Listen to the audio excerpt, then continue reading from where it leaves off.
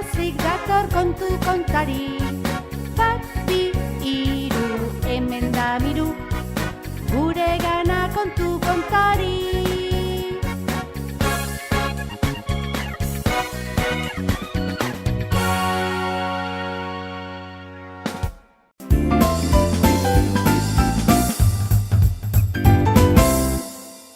Sorgina kirriskarraz.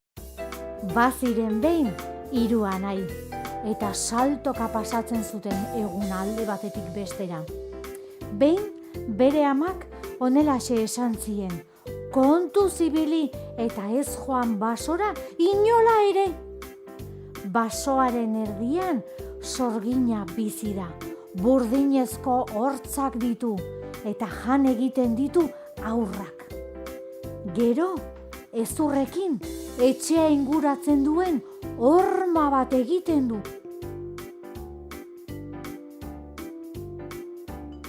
Egun batez, zaharrenak honela esan zuen.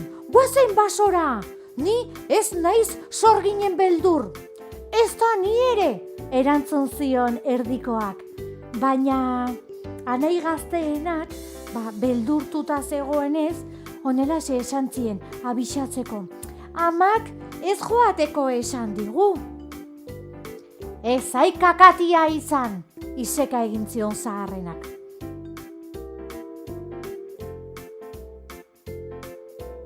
Eta han joan ziren 3. Ibilian, basoaren barrena egin zuten. Handia zen. Arraroa. Eta haizeak txistu egiten zuen zuhaitzen adarren tartetik. Itzalak gero eta luzeagoak ziren. Baina, naiz eta 3 anaiak pixka bat beldur ziren, ez zekiten etxera itzultzen.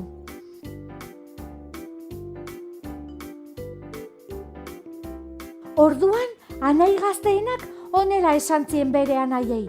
Zuhaitz baten gainera igoko naiz, ea handik zerbait ikusten dudan. Eta honelaxe egin zuen, zuhaitz baten gainera igo zen, eta hangoitik begira zegoela, etxe bateko argia ikusi zuen, hor goitik.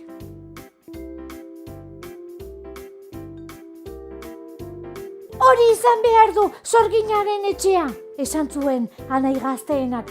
Ez, baizera, oraindik asko falta da basoaren erdiraino, erantzun zion zaharrenak.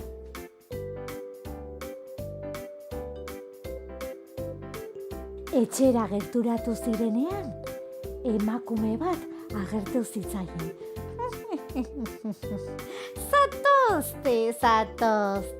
Zatozte gaixoak, pasa aurrera.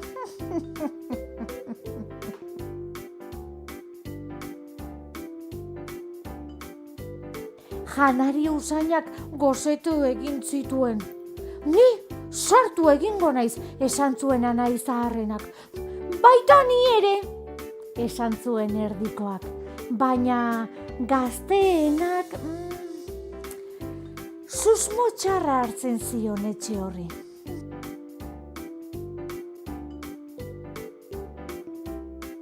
Hau usain goxoa, atera zitzaion erdikoari.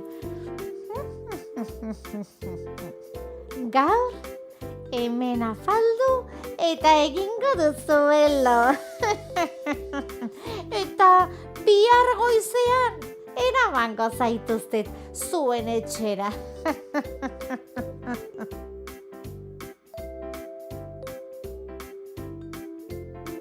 Gazteena bitartean kutxa baten gainean zegoen, kaiola bati begira zegoen. Zertarako da hori? Galdetu zuen. Atxoak, itxurak egiten, honelaxe erantzun zion. Bidean galdutako txakurrak gordetzeko edo katu abandonatuak eta esan zuen gazteenak baju bere pentsamentuak entzuten zirelarik. Bai, edo galdutako haurrak sartzeko. Afaldu eta gero gela batean etzan ziren hiru anaiak. Zaharrenak segituan hartu zuen lo. Erdikoak denbora pixka bat gehiago behar izan zuen. Eta gazteenak, gazteena leihotik begira ilargia begiratzen zuen. Ilargiak argitasun piloa ematen zuen. Eta baso guztia argitzen zuen. Eta etxe ondoko baratza, dena. Eta baratzaren bukaeran zegoen horma. Eta horma horretan zeuden zangoen hezurrak, besoen hezurrak.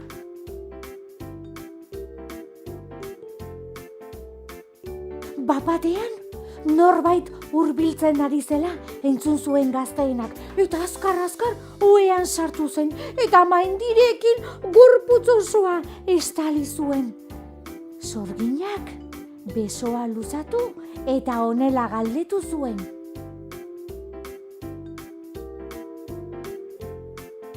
Sorgina mantxo gerturatu eta galdetu zuen. Inor balda esna. Inork ez zuen txintik ere izan. Denak isil zeuden, gazteena maindireekin estalita. Eta sorginak maindireak astoratu zituenean, orduan anai gazteenak sudura agerizuela esan zuen ni esna dago. Eta zer egiten duzu oraindik esna? Galdetu zion Atxoak. Gauero, nire amak gauero arrautza prejitu bat egiten dit. Bestela, ezin dut lorik egin. Ai!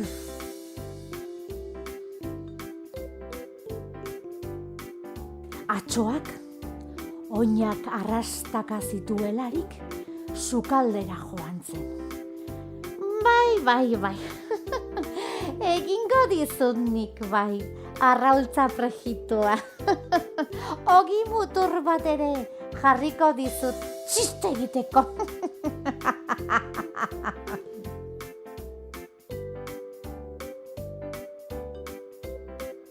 Arraultza jan eta lotara joan zen anai gazteena. Baina ohean zegoen, baina ezin zuen lorik egin eta handik pixkatera berriz ere etorri zen sorgina galdezka. Balda inor esna?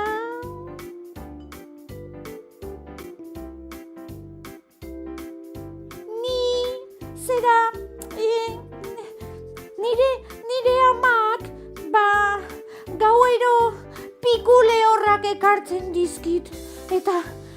Eta orduan lo egiten dut, benetan. Atxoa, haserre eta purrustaka, pikuen bila joan zen.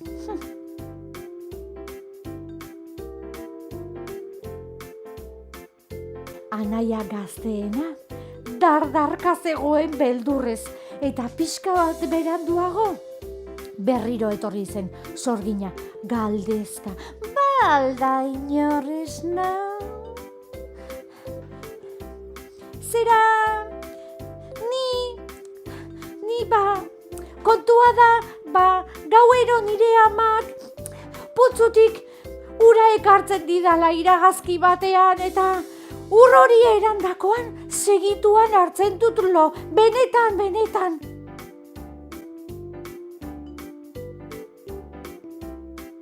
Sorgina, sukaldean iragazkia hartzeko makurtu zenean, saboi pastilla erori zitzaion lurrera. Nire objektu magikoak jaso behar ditut txukun. Eta lurretik saboi pastilla hartu, eta sukaldeko apal batean utzi zituen saboi pastilla, orrazi bat eta labana. Eta putzura joan zen, hurbila.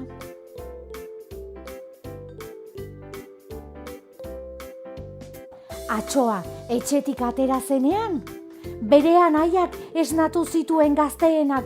Esna zaitezte, hau sorginaren etxea da, guazen korrika. Baina lehenbizi, etxetik atera aurretik, anai gazteenak sorginaren objektu magikoak hartu nahi zituen sukaldetik. Sukaldera joan eta hartu egin zituen.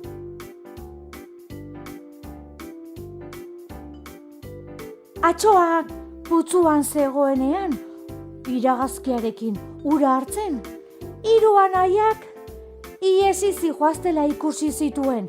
Ilargiaren argiaz, bea ere lasterka hasi zen beraien atzetik. Burdinezko hortzekin kirriskarras egiten zuelarik.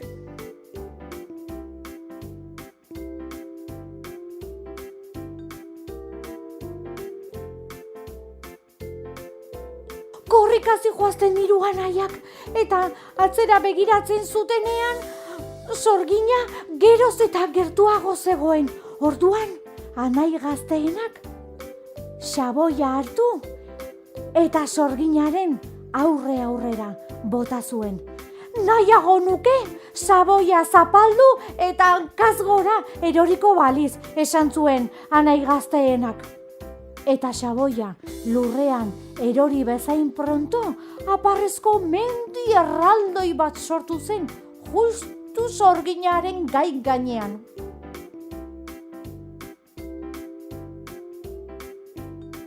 Aparrak begiak errezizkion eta ahotik ere aparra botatzen zuen. Eta apar guzti hoien artean deiadar egiten zien. Ikusiko duzue harrapatzen zaituzte danean.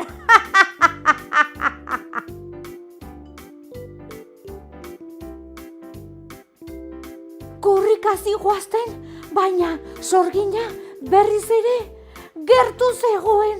Ai ama, eta anai gazteena honela gogoratu zen, horrazia botako dut. Horrazia bota, eta esan zuen, nahiago nuke buru erdian hiltzatuko balitzaio. Baino horrazia lurrean geratu zen, zutik, lurrean hiltzatuta. Eta horraziaren lekuan zuhaitz lerro handi bat eraiki zen. Baina sorginak burdinezko hortzekin zuhaitzak zerratu eta hornela egiten zien oihu lasterka zihoan bitartean. Ikusiko duzue harrapatzen zaituzte danean!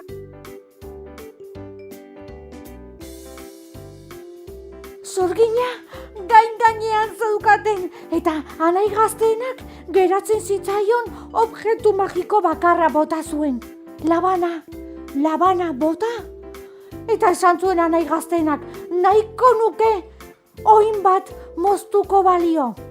Baina ez, laban magikoak lurrean arrakalada handi zabal eta luze bat egin zuen. Eta sorgina korrika zetorrelarik hortxe geratu zen justuan.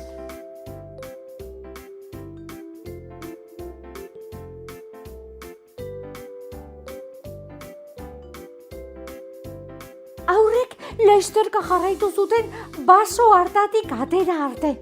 Eta sorgina etxera itzuli zen bere azken eguna iritsi arte. Eta laino guztien azpitik eta sasi guztien gainetik, ala bazan edo ez bazan, sar dadila kalabazan, eta atera dadila sorginaren baratzan.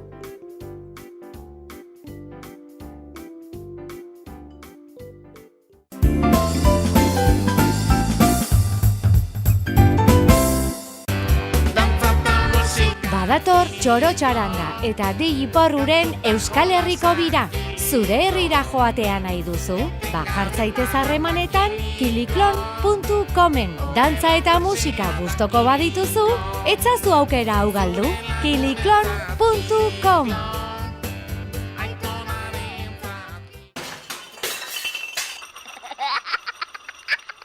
Kaixo lagunak! zer modu zaudete? Gogoratu zuen marrazkiak ikusteko irrikitan nagoela. Beraz, bidalitzazue zuen marrazkiak helbide honetara. Eta gero, denak elkarrekin gure saioan ikusiko ditugu. Ados? Ba, marraztira!